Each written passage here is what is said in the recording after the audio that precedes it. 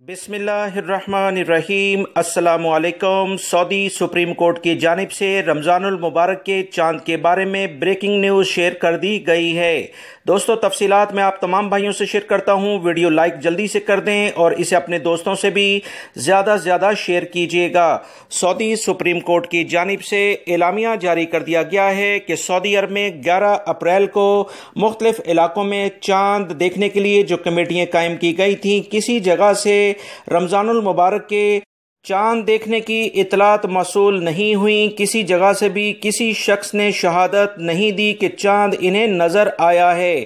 یاد رکھیں 11 اپریل کو سعودی سپریم کورٹ نے تمام سعودی عرب کے علاقوں میں چاند دیکھنے کے لیے باقاعدہ ہدایت جاری کی تھی، جس کے مطابق 12 اپریل کے لحاظ سے چاند کا ظہور نہیں ہوا ہے، لہٰذا پہلا روزہ 13 اپریل کے لحاظ سے ہوگا۔